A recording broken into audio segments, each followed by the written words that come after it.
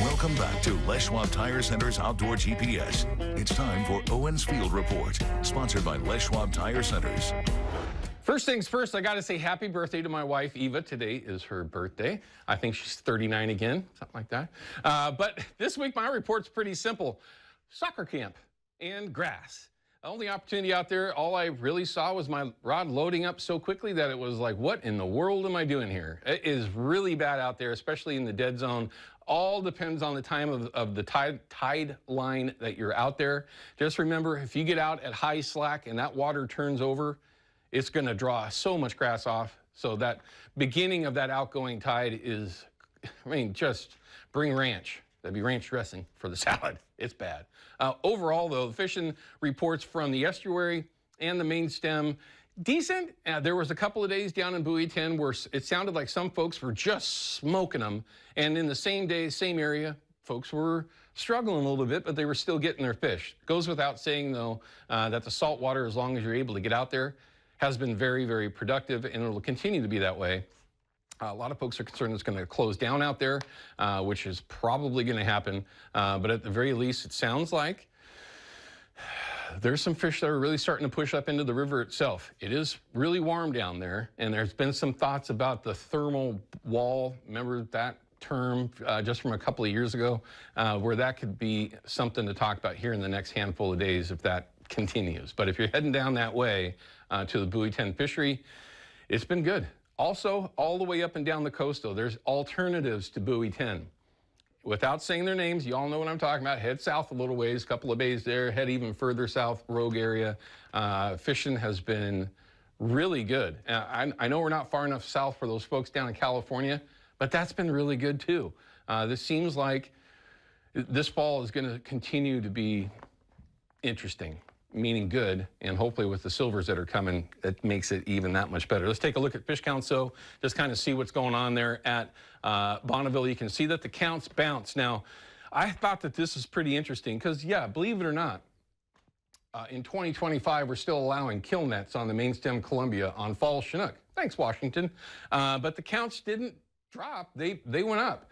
Now, I don't know if that's because there was just a bunch of fish that were in the river, but remember, we had that rain right in here, and that will help some of the fish decide to make their way over Bonneville Dam. And that kind of works out the same way, steelhead. And now you start seeing silvers starting to already make their way over Bonneville. That's going to be, other than, of course, steelhead, which is what I'm paying a lot of attention to, silver numbers are going to be, just cross your fingers, that it's half as good as they're saying that it's going to be. But overall, there's some really good opportunities out there. Below Bonneville is where I obviously spend my time. You're just going to have to kind of, if you get into an area that's just nothing but grass, you can find spots where it'll be better.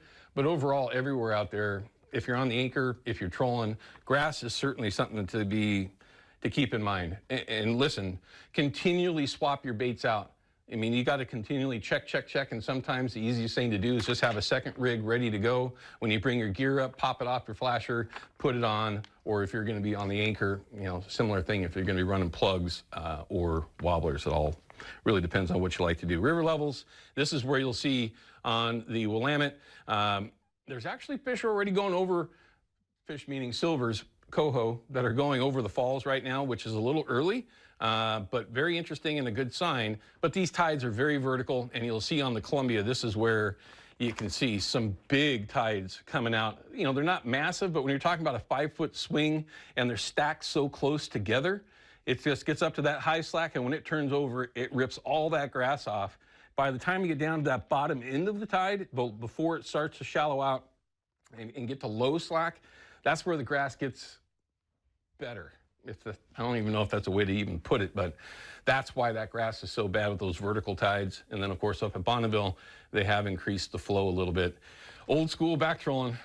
Not going to say a whole lot more than that right now. Zoom call for the CCA coming up. This is a way that you don't have to go anywhere. You can hang out at home on your computer and jump in on the Zoom call Tuesday, the 12th. I'll be on the Deschutes that day. Oh, God, I'm looking forward to that. But it's just a great opportunity to check out what they got going on, what they're doing, and maybe You can inject a little bit of insight yourself. Also, send Jason or Procure over there at, I just said Procure, Jason at Procure.com, and enter yourself in to win that prize pack. All right, let's go ahead and check in with Katie Suniga on a Saturday morning. We haven't seen Katie. We had Andy last week, and we've got Katie this morning. It's great to see you. It's summertime. Everybody's going everywhere, so we all kind of fill in for each other. There you go. I did come back, though, for 2 of the very hot days we have in our 7-day forecast. First alert days for you tomorrow and Monday. This is a live look at Adventure Park at Ski Bowl camera up there. Lots of sunshine. Temperatures in the mid to upper 50s. And in the valley, same thing. Just a few thin clouds. Not much happening there, but temperatures already into the mid 60s. It'll be a slow climb for the temperatures today. The metro, as you can see here, we're looking at mid upper 80s. We're going to see some of those same temperatures a little warmer out to possibly the 90s in the gorge as well as south in the valleys, and then cooler today in the 70s for the warmest parts of the coast. Not much activity happening with clouds. Do know that on Sunday afternoon there is an east wind, and this will not necessarily impact. We still have a north wind of the valley, but this is where we have the best chance of seeing some of the 100-degree temperatures. Still expecting upper 90s, and then we could see the hundreds through the low hundreds through the Dalles. Still cool along the coast with that north flow. Then that backs off on Monday, and we have some onshore flow, so things will cool back. So for the coast, warmest day will be tomorrow. For the metro and valleys, both Sunday and Monday, we're looking at our temperatures being in the 90s. We'll get to that 7-day here in just a sec. For today, along the coast, those low 70s, a little warmer than yesterday. Same thing in the valleys, upper 80s to low 90s. Same thing out in the Dalles. And then you can see some mid-upper 80s in the eastern part and central part of the region. And then again, that 7-day forecast, your 2 days tomorrow and Monday. First alert days, especially the overnight temperatures.